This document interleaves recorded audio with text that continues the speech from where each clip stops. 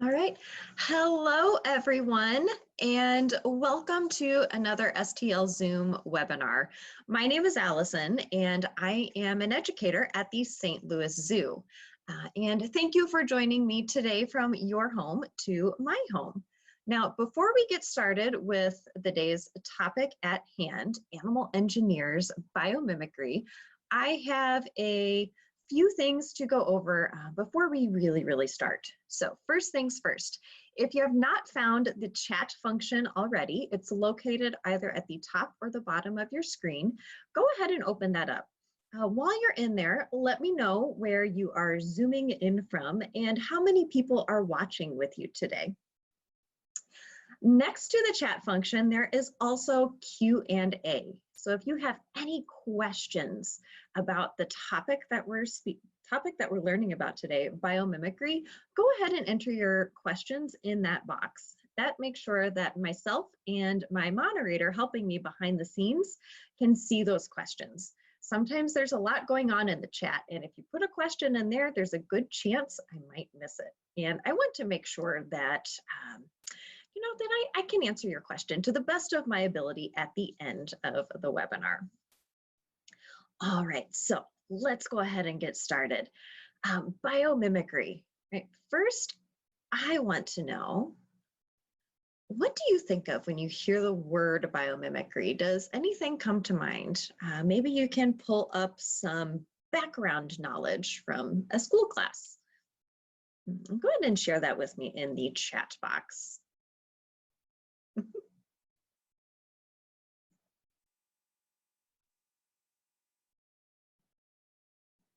All right, yeah, copying something, mimicking, right? That mimic word is a huge clue to how we're going to think about biomimicry, absolutely. And there are a few ways to think of it. So we're going to talk about the nature way of thinking about biomimicry first.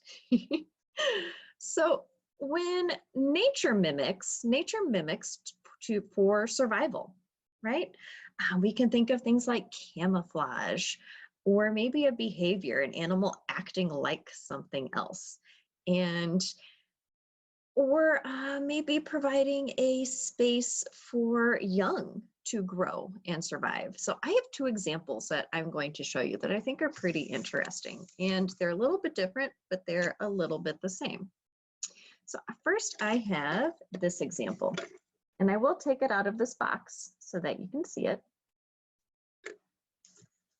If you know what it is, let me know, or if you have an idea. All right. Yes, honeycomb. Yeah, and this can be yummy, right? So this is honeycomb. This is beeswax. Now there's no honey in this honeycomb, and there are no, eggs or little baby bees in here, but this is what that structure looks like. Now, honeycomb is made out of beeswax, and beeswax itself can be really fragile, right? It can be very delicate. If I wanted to, I could probably squish this up in a bunch of little pieces, but I'm not going to, because this piece of honeycomb belongs to the zoo. It's part of our BioFact collection. So we get to use things like this when we teach at the zoo all the time. I'm really lucky to be able to show this to you today. But to get it closer again, and I want you to take a look at that shape. Right. Now, if you've had a geometry class, you might know that shape is a hexagon, right? There's 6 sides to it. And what scientists and engineers have discovered is that this shape can be really sturdy. So even though this is kind of delicate, could be squishable, this shape and this structure is able to hold lots and lots of weight, right? Honey, when you get a lot of it together, is really heavy. Once you add in little eggs for baby bees, it can get really heavy, but because of that shape, it can hold up to that weight. And I have one other natural item that uses that shape as well, and that is this. I'm not going to take this one out, it's really delicate, but this is a paper wasp nest. Now, there are no more living wasps in this nest, but it's a little harder to see, but paper wasps use that same hexagon shape when they build their nests. Right? Also really delicate. So here's a small piece of the paper wasp nest, really thin stuff, but can also hold a lot of weight. Pretty neat, right? Nature is amazing, right? And I agree, that one does not look as yummy. You saw someone commented for the beeswax, it looked really yummy. Maybe made them think of honey, but yeah, paper wasp nest does not make me feel the same way either. All right, so that's how nature survives. And I'm going to share a screen with you so that we can see some more examples and think about how ecologists classify different ways that animals mimic things. So give me just a moment to share my screen. Here we go. All right. I might look a little funny just for a bit. There we go. So scientists and ecologists and biologists, when they're talking about mimicry, they may use these two terms. So Mullerian mimicry right here, or Batesian mimicry over here. Let's look at Batesian mimicry first. Now, Batesian mimicry is where an animal might mimic a poisonous or a venomous animal without actually being that way themselves. So I have a picture of a bumblebee and a hoverfly. Now, sometimes animals and humans may have a negative reaction to something that is striped yellow and black, right? Maybe you had a bee or a wasp sting you. So you know that the yellow and black striped pattern is going to tell you and remind you that you need to stay away from that kind of animal. It can hurt, right? But we do want to make sure if we see bees and wasps that we give them their space. We're less likely to get stung that way. Now, our friend the hoverfly, which is pictured in that bottom picture, is like what it says in its name. It's just a fly, even though it has that black and white stripe pattern. So the hoverfly uses that to its advantage. It, over time, has developed to that pattern because other animals might leave it alone because maybe they've had a negative interaction with a bee or a wasp, something with yellow and black stripes. Another great example of this could be like a monarch caterpillar. They're black, yellow, and white striped, sort of that same kind of color pattern. It's warning you too that they could taste really bad, being poisonous. Now, what about Mullerian mimicry?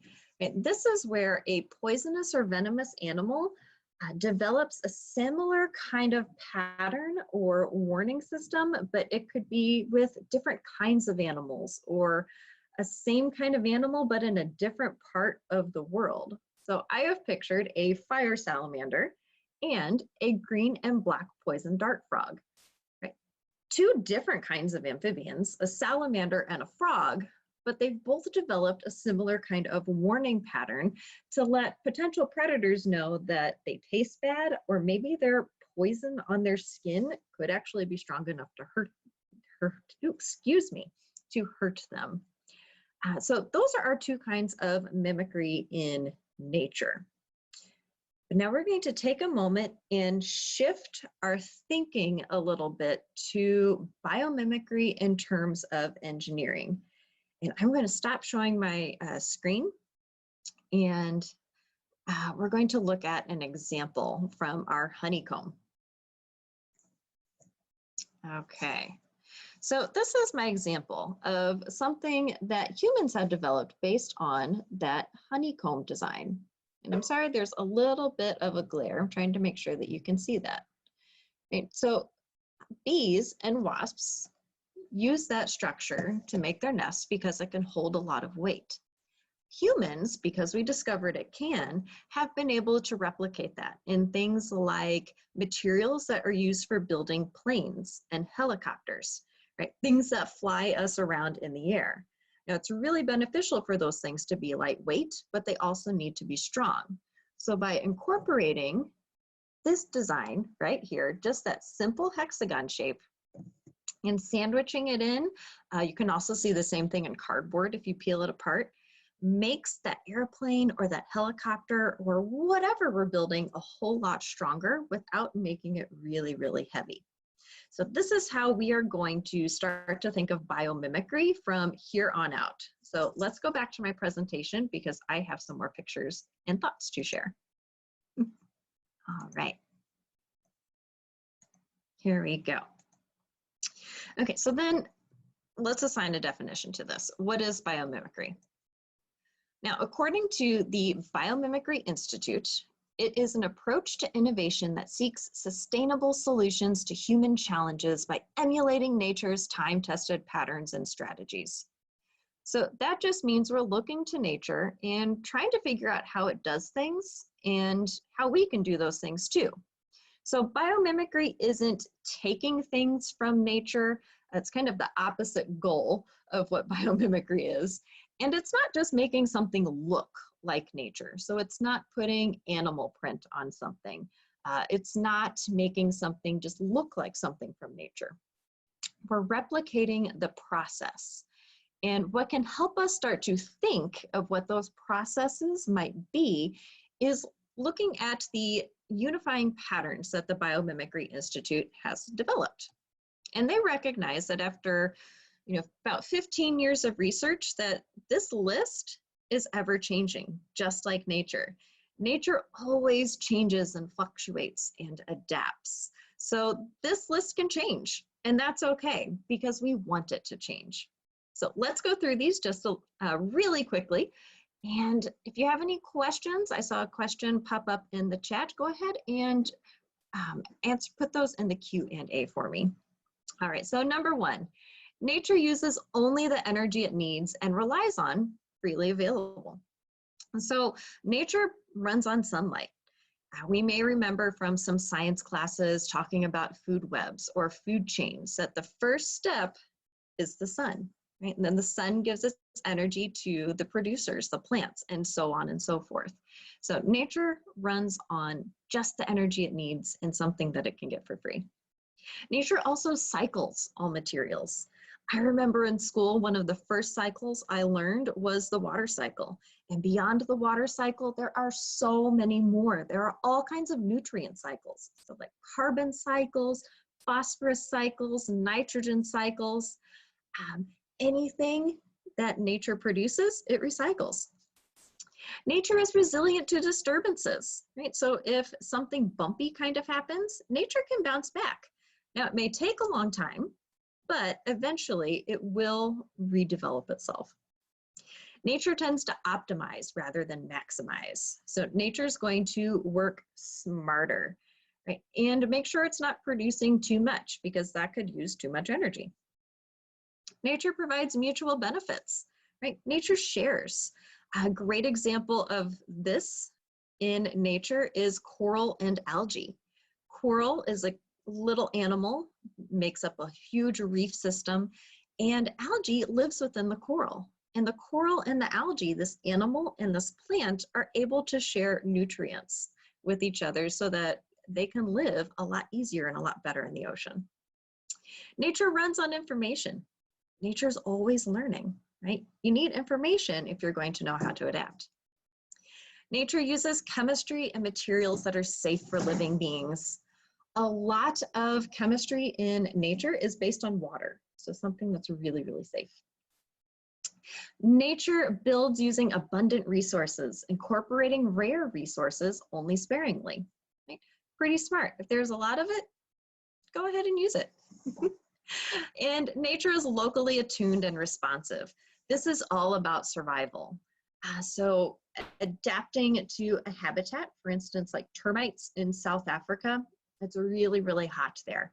And instead of living in wood, like maybe our termites here in St. Louis, Missouri, or in the United States, they make these huge mounds that almost look like skyscrapers dotting the landscape. And the way that they build them, they make sure that there's not a lot of direct sunlight hitting that mound. So I don't know about you, but if I've ever stood directly in the sun on a hot summer day, oof, I get a lot hotter that way than I do if I'm standing in the shade. And then the way that they also build their tunnels through their mounds ensures that there's a lot of fresh airflow, so they're able to stay cool. And then last one, nature uses shape to determine functionality. Right? This is all about adaptations. And we had a previous webinar that was all about adaptations. So if you want to learn more, go ahead and check that one out. But this just lets us know that based on the way something looks, can pretty much give us a good clue how it can be used. Okay, now it's time for a little bit of a thinking. I'm going to ask you what you think inspired this innovation. Now, this is a brick. It's a concrete brick, but it's not any brick. It's a very, very special brick. So I'll have a poll pop up. And what do you think inspired this very special brick made by bioMASON? Bone, coral, rock, or sand?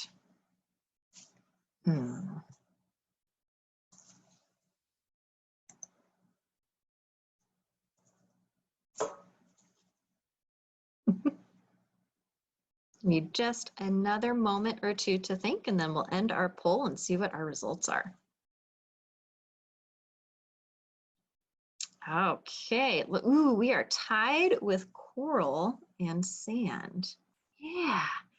All right, so are you ready for the answer? It's coral. Now, coral, this is a picture of coral skeleton. So there's no living animal in this picture. Coral skeleton is made out of a substance called calcium carbonate. So coral and other animals with shells that live in water will pull calcium sources from the water to help build their shells. So really nice, life-friendly chemistry. bioMASON is able to replicate a similar kind of strategy in making concrete bricks. So the woman who started the company was an architect. Right? That's what she started out in her career. And so she realized that there was a need to make better bricks, because making things like bricks and cement bricks can be really costly to the environment. It uses a lot of heat, uses a lot of resources. So what her company does, after many years of trial and error, has discovered that they can use what's called cement aggregate, so like recycled cement. They smoosh up old cement nice and small. So they can use that.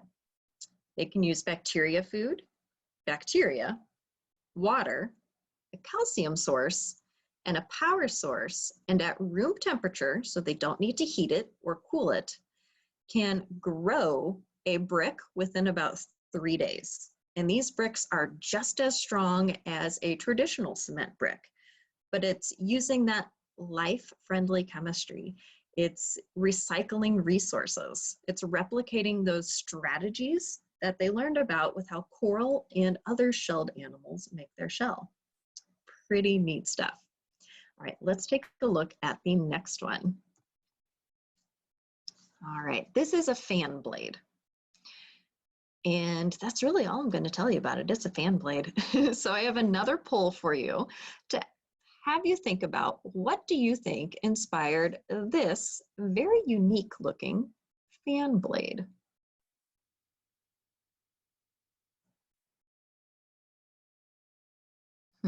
So we have owl wings, bat wings, fish fins, or whale flippers.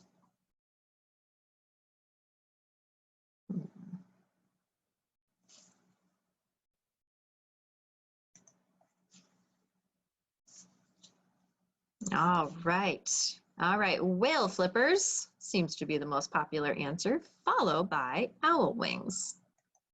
All right, so our answer is, if you haven't guessed it already, it's whale flippers.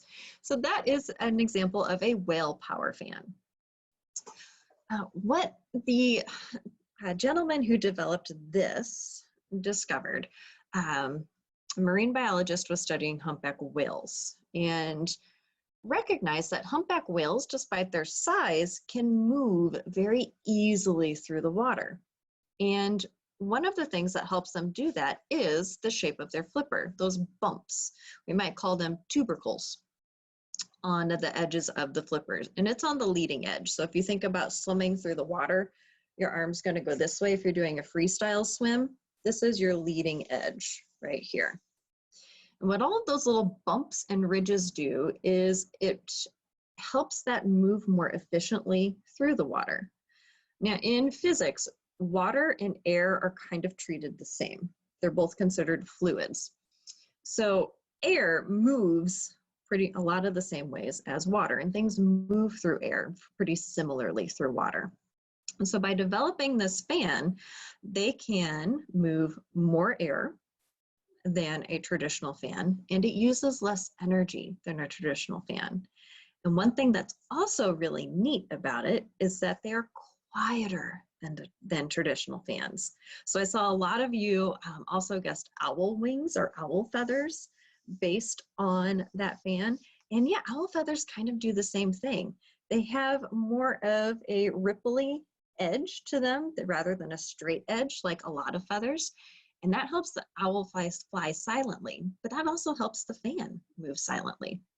And what's really neat is that here in St. Louis, we also have a real life example of this, a place where we can go to see the Whalepower Fan in action. And that is our Muni Opera in Forest Park, a neighbor of the zoos. The Muni's old fans used to be really loud, and they could only have them on during the beginning of the show, during intermission, and after the show. With the new Whalepower fans, the audience is able to experience a nice cool breeze throughout the entire show, because now those fans can be on the entire time, and the sound engineers, the people making sure everyone can hear the show that's happening on the stage, don't have to worry about interference from the fans. Pretty neat stuff, I think, anyway. Okay. Now, those are two examples of real life things, but what about at the zoo? So at the zoo, we do a lot of research with our animals, but when we do research about our animals at the zoo, we're researching ways to help make their lives better. So we may do something like a space study. We've been really fortunate the past couple of years to have beautiful new habitats built for animals like our grizzly bears and polar bears.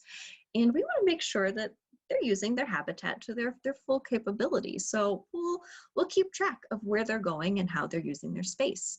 We also do a lot of behavior research. So what are our animals doing? Why are they doing it?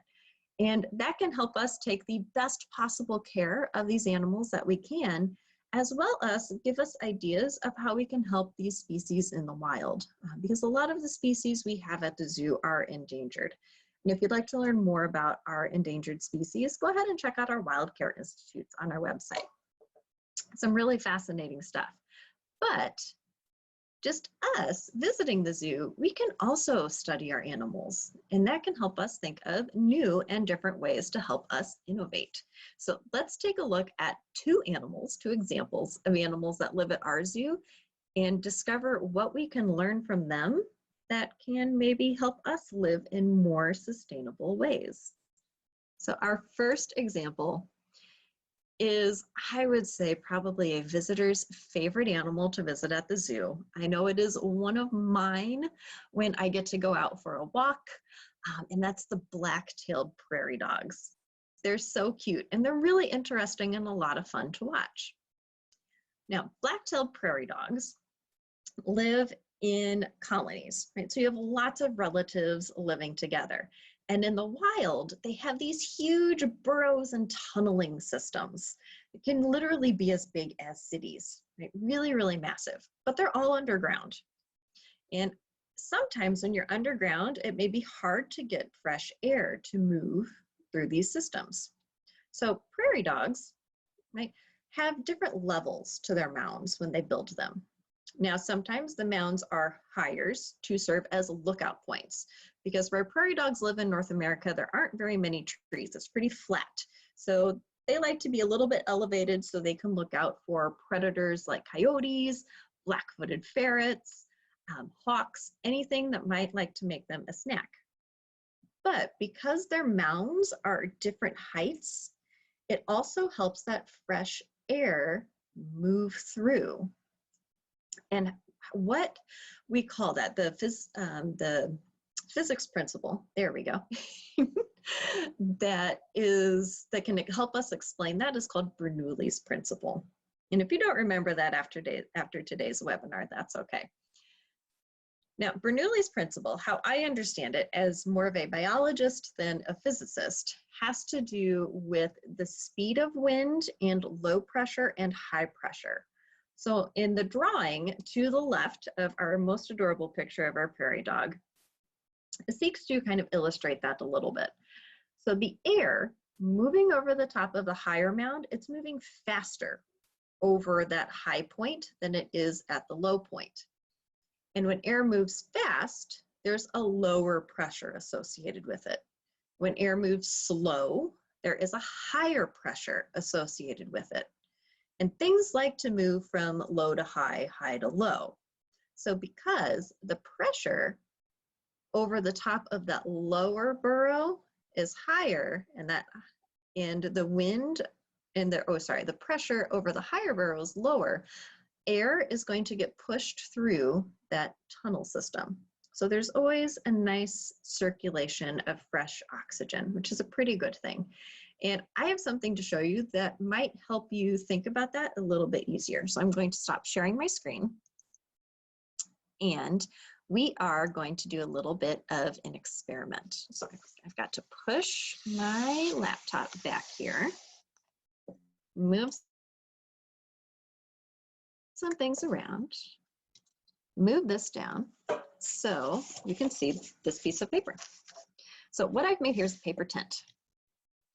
And I am going to blow through the paper tent, so underneath the peak here. So what do you think is going to happen when I blow through the tent? Go ahead and enter it in the chat if you have a prediction. If you don't, that's okay too.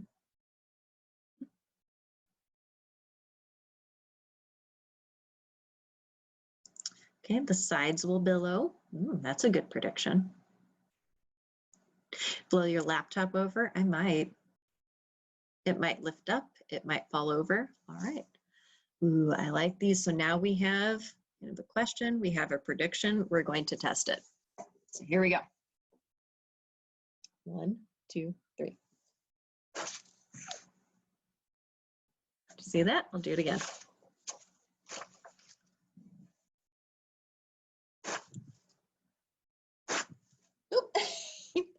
I laughed and it did it, right? It fell down.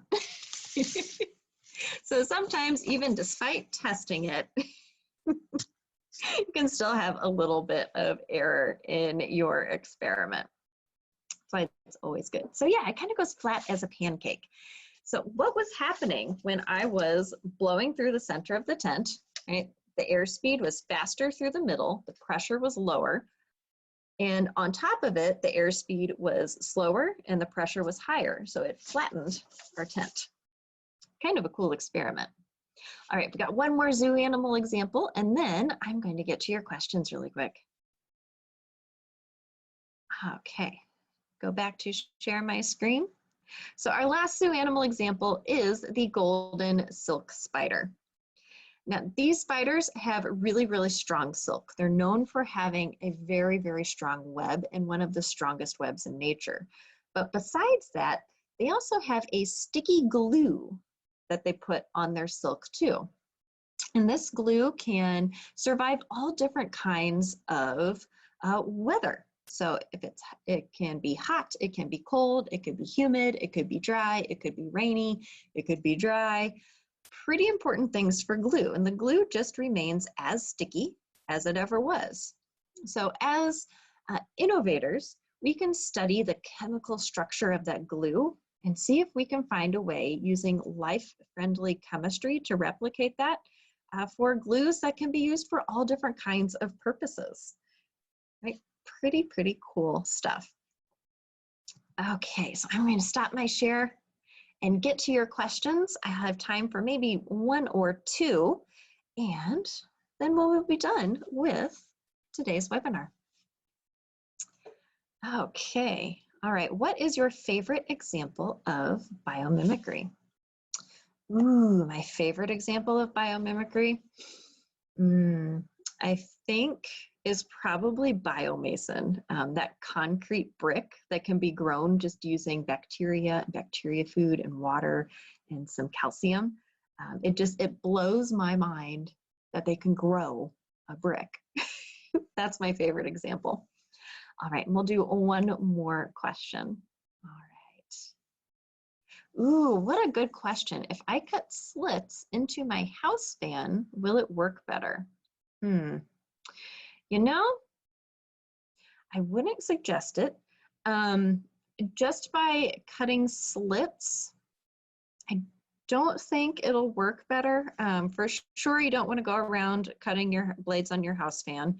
What makes the Whalepower fan really, really special is that those edges are rounded too, and they're structured in a very, very specific way.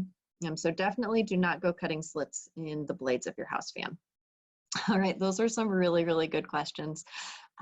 This is one of my favorite topics to teach about. So if you are interested in learning more about biomimicry, for sure, let us know.